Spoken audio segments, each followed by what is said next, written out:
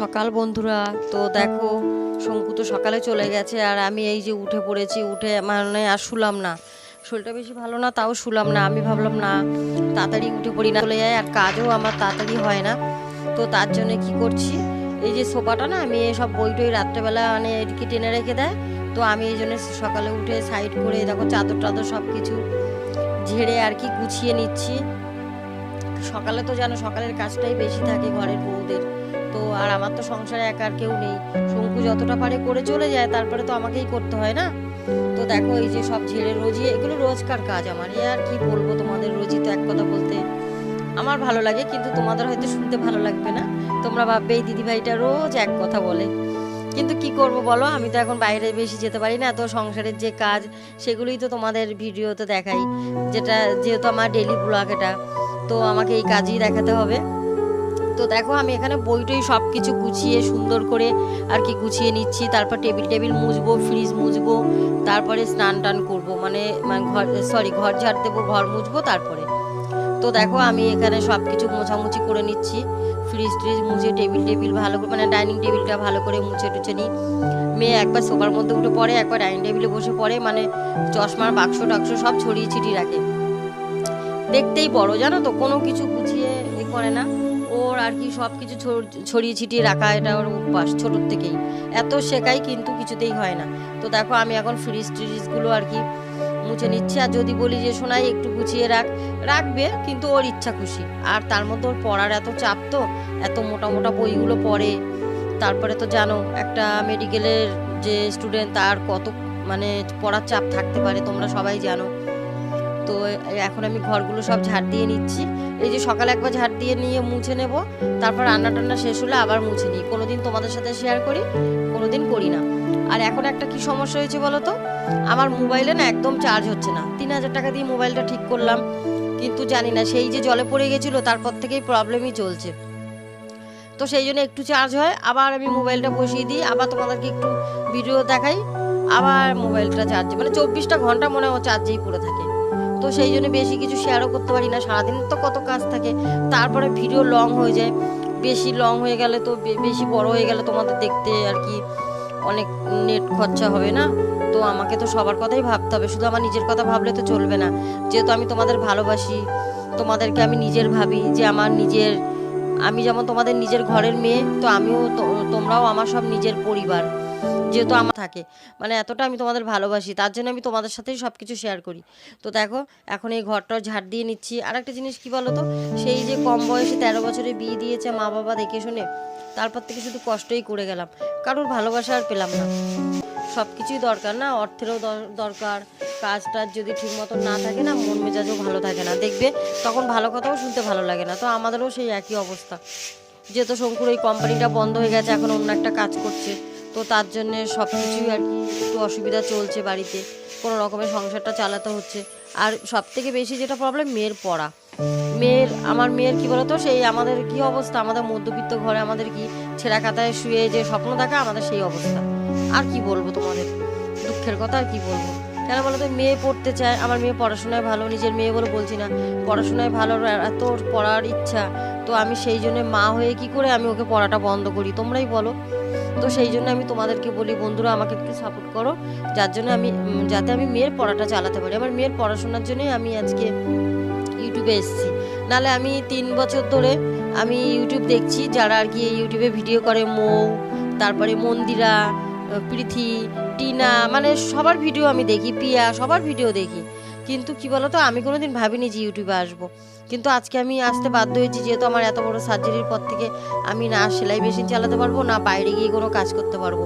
এইটুকু ঘরের মধ্যেই আমাকে থাকতে হবে, না উঁচু হতে পারবো না নিচু হতে পারবো, মানে এরমই আমার পুরো লাইফটাই কেটে যাবে। সেই জন্য জানো তো, মাঝে মাঝে নিজেকে ভীষণ অসহায় মনে হয়, কান্নাকাটি করি, ভীষণ কাঁদি চুপচাপ বসে। কিন্তু আমার মেয়ে আমাকে সান্ত্বনা দেয়, মা কেঁদো না, দেখো আমি একদিন ঠিক ডাক্তার হয়ে যাব, একদিন আমি বড় ডাক্তার হয়ে তোমার সব স্বপ্ন পূরণ করব, তোমার আর কোনো কষ্ট দেবো না। আমার মেয়ে এরকম যখন বুঝায় না, মনটা একটু শান্তি লাগে, দুটো চোখ দিয়ে সমানে জল পড়ে, যে আমার মেয়ে আমাকে সান্ত্বনা দিচ্ছে। কিন্তু কি করব, আমাদের মতন মধ্যবিত্ত ঘরে এই স্বপ্নটা কি সত্যি হবে কি জানি না। বন্ধুরা তোমরা বলো, আর তোমরা একটু আমাকে কমেন্টে জানিও যে আমি এখন কি করা উচিত আমার। মেয়ের পড়াশোনাটা কি বন্ধ করে দেবো আমি? এই মানে এই অবস্থায় বলো, আর তো কিছু করার নেই। মেয়ের এত বই কিনতে হচ্ছে, আমি কিনতে পারছি না, মেয়ের ফিস দিতে পারছি না, অনেক টাকার দরকার। এত টাকা কোথায় পাবো? ওর বাবা যেটুকু কাজ করে সংসার চলে কোনো রকমে। তারপর জানো একটা সংসারে খরচা। আগে তো মাথা গোজারও জায়গা ছিল না, এখন এই যে এইখানে থাকি, এই যে বাড়িটা মানে ভাড়া থাকার মতন আর কি। তো সেই সেই বাড়ির পিছনেও প্রচুর টাকা টাকা দিতে হয়, তো কিভাবে চালাবো, তাই না?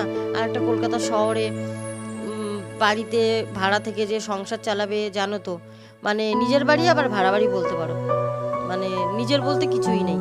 তো এই দেখে মা বাবারা বিয়ে দিয়েছিল, এখন কষ্ট করে চলছি। তো দেখো আজকে এই যে রান্না করছি, পালং শাকের সবজি সব কেটে রেখে গেছে শঙ্কু, তো আমি আবার ধুয়ে নিচ্ছি। আর কি করব, যতটা বাড়ি তোমাদের সাথে শেয়ার করি, মন মেজাজ ভালো নেই আমার বেশি। তো দেখো বাইরে গিয়ে অনেক চেষ্টা করছি একটু নিচে হয়ে ধুতে, নাহলে কি বলো তো, মানে মেয়ে কত করবে, ও শঙ্কু করে, মেয়ে করে, আমার খুব কষ্ট হয়। তো আমি নিজে করি, আবার আমার পেটে ব্যথাতে যন্ত্রণায় ছটফট করি। কি করবে, এইভাবেই আমাকে চলতে হবে মনে হচ্ছে। আজকে দেখো বুধবার, আর সকাল থেকে দেখতেই পেলে একটু বসলাম, সকাল থেকে দেখতেই পেলে সমস্ত কাজ, কত কাজ ছিল। হ্যাঁ দাও, আসো। তো হ্যালো ফ্রেন্ডস, কি বলো তো, জল দিতে এসেছিলো, জলের ওই ছেলেটা যে জল দিয়ে যায় আমাদের, এই দেখো। তো জল দিতে এসছে দেখে আমি আবার মোবাইলটা দেখে চলে এসেছি। তো যেটা বলছিলাম, সকালবেলা দেখলে কত কাজ থাকে, শঙ্কু চলে যাওয়ার পর সমস্ত কাজ করলাম, স্নান টান করে দেখো সব একদম ধুয়ে মেলে টেলে দেওয়া হয়ে গেছে। আর এখন মেয়েকে কুলেখাড়া পাতার যে রসটা খাওয়াবো, মানে সিদ্ধ করে জলটা খাওয়াবো, তারপরে চা খাবো, দেরি আছে। তারপর আমি ওষুধ খাবো, এখন ওষুধ খাইনি। তারপরে রান্না করব, রান্না কি করব চলো তোমাদের দেখিয়ে দিচ্ছি একবার। আর কেমন আছো, আশা করি তোমরা সবাই ভালো আছো, আর আমরাও ভালো আছি। তো চলো ভিডিওটা দেখতে থাকো। দেখো এখানে দুধ বসিয়েছি, দুধ জাল দিচ্ছি, আর এখানে কুলেখাড়া পাতা মেয়ের জন্য, এই যে কুলেখাড়া পাতাটা ফুটছে, এটা সিদ্ধ আর কি, সিদ্ধ করে তারপর জলটা খাওয়াবো। একটু মানে লবণ টবণ কিচ্ছু দেবো না, এমনি। আর এই দেখো অন্ধকার দেখতে পাবো, এখানে আছে পালং শাক কাটা, এটা চাল কুমড়ো বড়া। তোমরা জানি না চাল কুমড়ো বড়া খেয়েছো কিনা, তা কে কে চাল কুমড়ো বড়া খেয়েছো আমাকে কমেন্টে অবশ্যই জানাবে। আর দেখো এখানে সব সবজি কাটা আছে, ছিম, মূলো, আলু, মিষ্টি কুমড়ো, ছিম, মূলো, আলু, মিষ্টি কুমড়ো, শুধু বেগুনটা বাদ, কেন বেগুনটা আমার মেয়ে অ্যালার্জির জন্য খেতে পারে না, তো সেই জন্য বেগুনটা বাদ দিয়ে। আর বাদ জাল হয়ে গেছে, তো ওটা ঠান্ডা হলে মেয়েকে খেতে দেবো। দুধের ঢাকনাটাকে খুঁজছে, দুধের আর কি যে ঢাকা দিই, ও এইখানে তো সব বাসন আছে। তো আমার তো কত এখন আস্তে আস্তে চেষ্টা করি অনেকটা, আমার বলে গিয়ে যাতে ধুতে সবজি টবজি ধুতে পারি। আর কি বলতো, শঙ্কু সব সকালে রাতে ধুয়ে রেখেছে, আবার সকালে ধুয়ে গেছে, তারপরও আমি ধুলাম, মানে এটা আমার একটা বাকি, বুঝেছো? তো দেখো তেল দিয়েছি তো, আর তাও মাথাটা একদম গরম হয়ে আছে। তো এটা সিদ্ধ হোক পাতাটা, এখনো দেরি আছে। তারপরে আমি ততক্ষণ ওষুধটা খেয়ে নিই, তো ভিডিওটা দেখতে থাকো। তো দেখো বন্ধুরা, আমি এখন এখানে ওষুধ খেয়ে নিচ্ছি, আর মেয়ে বলছে মা আমি কিন্তু কিছু খাবো না, মানে ও খাওয়া নিয়ে ভীষণ বায়না করে। আর একটা জিনিস কি বলতো, মেয়ে যখন বলে না মা এই ভাড়া বাড়ি তোমাকে আর থাকতে হবে না, আমি একদিন ঠিক বড় ডাক্তার হব, হয়ে তোমার বাড়ি ঘর সব করে দেবো, তখন খুব খুশি, মানে মনটা খুব ভালো লাগে। কিন্তু মাঝে মাঝে আবার কষ্টও পাই যে আমি কি করে চালাবো পড়াশোনা কিভাবে চালাবো।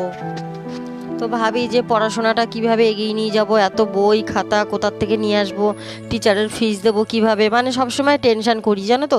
আর টেনশন করলেই আমার শরীর। হ্যালো ফ্রেন্ডস, আর কি বলতো, বিছানাটা গুছানো তোমাদের দেখাতে পারি না কোনোদিন, কেন ওটা যেহেতু মেয়ে গুছায়, মেয়ে লাস্টে ওঠে, তো লাস্টে উঠেও আর কি ও গুছিয়ে নেয়, সেই জন্য দেখানো হয় না। তো দেখো আমি তোমাদের এই যে মেয়ে সব বিছানা টিছানা গুছিয়ে টুছিয়ে রেখেছে, তো সেই জন্য আর দেখাতে পারি না, দেখেছো? আর আমার গোপাল সোনাকে খেতে দেওয়াও হয়ে গেছে, আর ওটা তো এখনো হচ্ছে।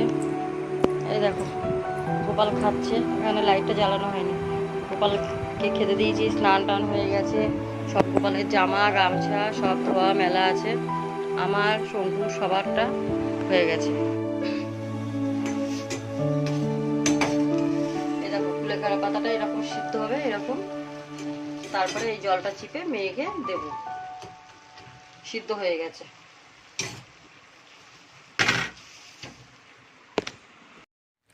তো দেখো কুলেখাড়া পাতাটা জলটা আর কি চিপে ছাঁকনি দিয়ে ছেঁকে মেয়েকে দিয়ে দিলাম। আর এখানে পালং শাকের সবজিটা বসিয়ে দিয়েছি। আর চাল এই যে ছিপে আর কি দিয়ে দিচ্ছি ছিপড়াটা। আর এখানে চাল ধোয়া রয়েছে। সবজির মধ্যে কিন্তু কোনো মশলা দেবো না, শুধু একটু আদা বাটা দেবো আর কিচ্ছু না। আর নামানোর আগে একটু মানে চিনি দিয়ে দেবো, ওটা হাফ চামচ। যে পছন্দ করবে দেবে, যে পছন্দ করবে না দেবে না। তো এটা খেতে ভীষণই ভালো লাগে। তোমরা এইভাবে সবজি বানিয়ে খেয়ে দেখবে। আর আমি এতে কোনো মশলা টশলা কিছুই দিই না, আমি এইভাবেই করি পালং শাকের সবজি। তো ভালো। তো হ্যালো ফ্রেন্ডস, দেখো রান্না টান্না হয়ে গেছে, গ্যাসটা সব মোছা হয়ে গেছে, স্নানও হয়ে গেছে। এই দেখো গ্যাস ট্যাস মোছা হয়ে গেছে, ভাতও রান্নাও করা হয়ে গেছে। আর আমি স্নান করে এসেছি, এরকম সিঁদুর টুকরো করেছি, সব কাজও হয়ে গেছে। দেখো যেটা আগে আপুরে আমি রান্না করি ওটা ওই যে ধুয়ে মেলে দিয়েছি, রোদ্দুর যা দেখতে পাবে। আর এখানে আটাটা রোদে দিয়েছি। আটা রোদে দিলে আটাটা কি বলতো রোদে দিলে ভালো হয়, তো রোদে দিলাম। আর এখন মেয়ে স্নান করতে গেছে, তো আমার চুলটা এখনো শুকায়নি, ভিজা। আর এই ঠোঁটে একটু ভেজলিন দিয়েছি, এই যে দেখো সেই জট্টস হয়েছিল বলেছিলাম না তোমাদের,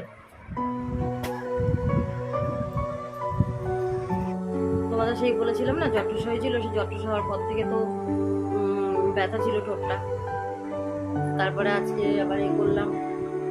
তো দেখতে পাচ্ছ স্নানটা হয়ে গেছে। আর মেয়ে দেখো সকালে একবার আমি টেবিল গুছাই, দেখো বই খাতা সব ছড়িয়ে ছিটিয়ে। আর এইখানে দেখো সকালেই দেখলে কিন্তু গুছিয়েছে। আর আমাদের এখানে দেখো এত রোদ্দুর পরে।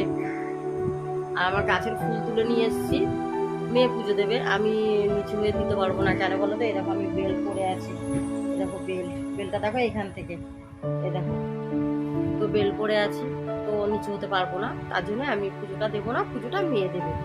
আর আজকে তোমাদের বললাম না চাল কুমড়োর বড়া করবো, কিন্তু বড়াটার করলাম না।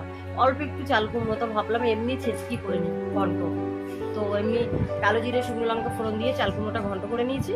আর পালং শাকের তো নিরামিষ সবজি করলাম দেখলে, আর কিছু করিনি। এই দুপুরের আর কি আমাদের মেনু আজকে।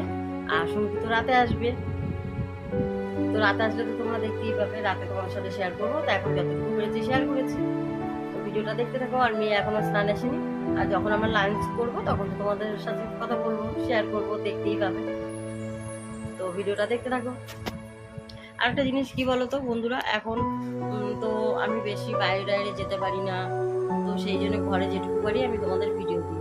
তো প্লিজ আমার ভিডিওগুলো দেখো, একটু দেখে কমেন্ট করো, জানিও আমাকে, কমেন্টে বলো যে দিদি ভাই তোমার ভিডিওটা ভালো হয়েছে না খারাপ হয়েছে। খারাপ হলেও বলবে, ভালো হলেও বলবে। আর একটু লাইক করবে, সাবস্ক্রাইব করবে। দেখো আমি নতুন এসেছি ইউটিউবে, আর আমি আমার মেয়ের পড়াশোনার জন্যই এসেছি। তো প্লিজ তোমরা আমার পাশে একটু থাকো, এই দিদি ভাইটাকে একটু সাপোর্ট করো, যাতে আমি ভিডিওটা আরও নতুন নতুন তোমাদের ভিডিও দিতে পারি। দেখো এরকম ওই যে দেখো তো স্ট্যান্ডটা অনেক কষ্ট করে কিনেছি। আমার সোনার একটা কানের ছিল, সেই কানেরটা বন্ধক দিয়েছি 1000 টাকা, মানে ছোটো কানের তো, তাই তো দিয়ে দেখো ওই যে স্ট্যান্ডটা কিনেছি, ক্যামেরা স্ট্যান্ডটা, যে আমি তোমাদের ভিডিও যাতে ভালো কন্টেন্ট দিতে পারি। তো সেই জন্যই বলছি, আমি এই যে কষ্ট করে ভিডিও করছি। তো প্লিজ বন্ধুরা তোমরা আমাকে একটু সাপোর্ট করো। সাপোর্ট করলে আমিও একটু মানে আমারও ভালো লাগবে যে না তোমরা আমার ভিডিওগুলো দেখছো, তোমাদের ভালো লাগছে আমার ভিডিও। তো সেই জন্যই বলছি। আর আমার মোবাইলটা কী বলো তো, চার্জ হয় না। এটা মেয়ের মোবাইল, এই যে আমি কথা বলছি, আমার মোবাইলটা না চার্জে বসানো আছে, একদম চার্জ হচ্ছে না। তো সেই জন্যেই দেখবে, বিশ্বাস যদি না, চলো দেখাই তোমাদের। এই দেখো, এই যে বিছানায় দেখো আমার মোবাইলটা, এই দেখো, এই যে একে 24টা ঘন্টা চার্জে বসিয়ে রাখতে হয়, একটু চার্জ হয় না। মানে হয়তো 20%, 40% হলো বা 60 হলো, ব্যাস। তবে একটু ভিডিও করলে খতম চার্জ, আর একটু চার্জ থাকবে না, শেষ। তো সেই জন্যে আমি এখন স্নানে গেছি। আর মেয়ের মোবাইল তো আমি পাই না, কেন মেয়ে ক্লাস করে জানো। আর দেখো এই সব বইগুলো জানো কত দাম, এক একটা বই কত দাম দিয়ে বই কিনতে হয়। তো তোমরা হয়তো ভাবো আমি মিথ্যা কথা বলছি। এই দেখো, এই দেখো, দেখেছো দেখো একটা মেডিকেলে পড়তে গেলে মেডিকেলের স্টুডেন্ট তাদের এই বইগুলো, এই দেখো বন্ধুরা, দেখো কত মোটা মোটা বই, সব কত বই দেখো, এই সব বইগুলো কিনেছি, দেখেছো? দেখো সব পরপর সাজানো, এই পাশে দেখো, এই পাশে দেখো, এটাতেও আছে, দেখো সব বই। শুধু এইখানে না, আরও আছে, তোমাদের দেখাচ্ছি, দাঁড়াও। তোমরা হয়তো ভাবছো যে আমি মিথ্যে কথা বলছি, কিন্তু না, মিথ্যে কথা বলে কি হবে? আজকে তোমরা জানো একটা পড়াশোনার জন্যে কত খরচা, কত কি। এই দেখো এখানে তো বইগুলো সব ওইভাবে লম্বা লম্বা করে রাখা আছে, অন্ধকারে দেখতে পাবে, তোমরা দেখাচ্ছি বই দেখো। আমি আস্তে করে উঠে তোমাদের খাটে উঠে দেখাচ্ছি, আমার তো এখন ওঠানো আমার খুবই অসুবিধা হয়। এই দেখো বই, দেখো এখানে তো রাখা আছে এইভাবে বইগুলো সব। এই দেখো, দেখো বই দেখো, তারপরে এখানে বই দেখো, দেখো তো দেখেছো কত বই। তো এই সব বই 4,000, যখন আগে আমি সেলাই করতাম 4,000, 5,000, এইটুকু উঠলাম আমি হাঁপিয়ে গেছি, মানে আমার শরীর এতটাই দুর্বল।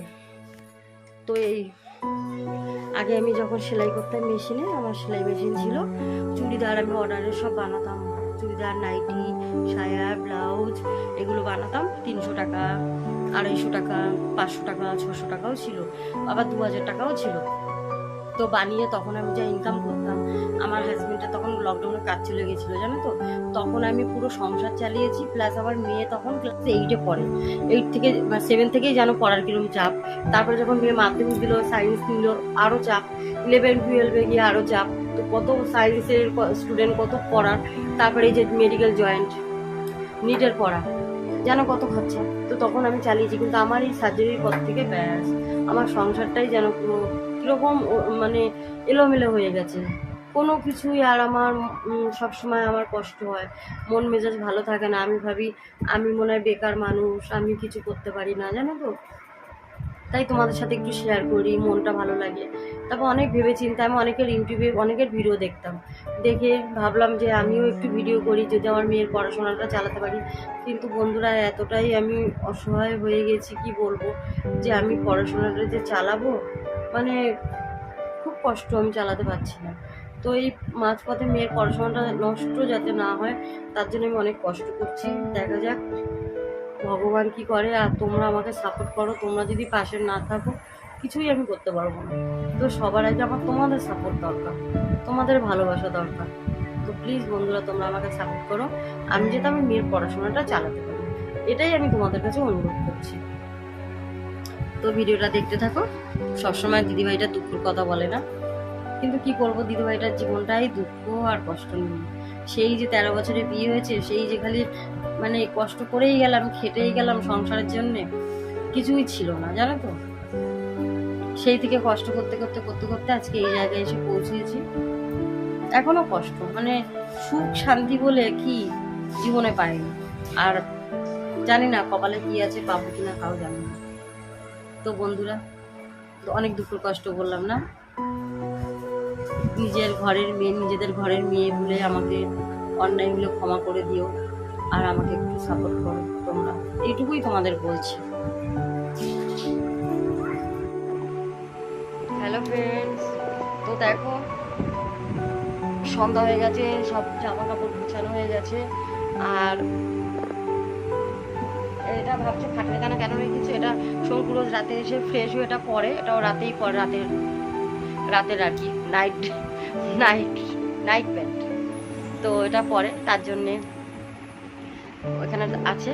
আর দেখো সন্ধ্যাবেলা মাথা তেল দেওয়া না, তো চুলটা পুরো তেল চুপচুপ করছে, কিন্তু আমি তেল ছাড়া এখন আমার থাকা যাচ্ছে না, মাথা ঘুরাচ্ছে। তো সেই জন্যই সার্জারির পর থেকে এই প্রবলেমটা হয়েছে, ওই জন্য তেল দিচ্ছি, না আমি না কোনোদিন তেল দিতাম না আগে। তো মেয়ে পড়তে বসেছে, আর রাতে এখন রান্না করিনি, ওই ইচ্ছা নেই আমার, শুলেই এরকম গলা ধরে যায় জানো তো। তো রুটি যদি রাতে হয়তো রুটি খাবো, আমরা কালকেও রুটি খেয়েছি, যদি রুটি খাই তাহলে মেয়ে বলেছে একটু আটা মেখে দেবে, কিন্তু আমার আবার রুটিটা না খাওয়ার ইচ্ছা নেই, মানে রুটিটা খেলে আমার প্রবলেম হচ্ছে। তো রুটিটা নাও খেতে পারি, আমি মুড়ি খেতে পারি। আর যদি বলে মেয়ে ঠিক নেই এখন আর কি, এখন ঠিক করতে পারিনি যে রুটি খাবো না মুড়ি খাবো, আমার অতটা ইচ্ছা নেই আর কি। তা শঙ্কু যদি বলে না রুটিটা খাও, মেয়েও যদি বলে, কারণ রাতে তো আমার অনেকগুলো ওষুধ খেতে হয় সেই জন্যে, তো তাহলে খেতে হবে। তো সন্ধ্যা টন্ধা দেওয়া হয়ে গেছে, মেয়ে পড়তে বসেছে, তোমার সাথে কিছু শেয়ার করতে পারিনি, শঙ্কু আসলে শেয়ার করবো। কেন আমার মোবাইলে চার্জ হচ্ছে না একদম, দেখো চার্জেই বসানো ছিল এতক্ষণ ধরে, কী করবো একটু হয়েছে তাই একটু তোমাদের সাথে কথা বলছি। আর দুপুরে তো দেখলাম মেয়ের মোবাইলে তোমাদের সাথে আমি শেয়ার করলাম। তো ঠিক আছে, ভিডিওটা দেখতে থাকো। হ্যালো ফ্রেন্ডস, তো বলেছিলাম শঙ্কু বাড়ি আসলে তোমাদের সাথে শেয়ার করবো। আর আমার মোবাইলটা না চার্জ নেই, মানে একদমই নেই, 12%, তো বন্ধ, চার্জে বসানো আছে, তো সেই জন্য আমি মেয়েরটাতে করছি। তো দেখো এই যে শঙ্কু বাড়ি এসে বলছে খিদে পেয়েছে, তো মুড়ি, এই যে চা, মুড়ি, চপ, সিঙ্গাড়া সব মেখেছি, ওই যে খেতে দিয়েছি, আর চা খাচ্ছে। আর মেয়েও দেখো এই যে মুড়ি খাচ্ছে, আজকে করবে? কালকে করবো। তো মেয়েও খাচ্ছে, তো এই খাচ্ছে, রাতে হয়তো আর ভাত খেতে লাগবে না, খাওয়াও হয়তো আর লাগবে না। তো আজকের আর বেশি কিছু তোমাদের সাথে শেয়ার করতে পারিনি, দেখাতেও পারিনি। তো যদি ভালো লাগে লাইক করে, শেয়ার করে, সাবস্ক্রাইব করে দিও। আর ভিডিওটা আমি এখানেই শেষ করে দিচ্ছি। গুড নাইট, শুভরাত্রি।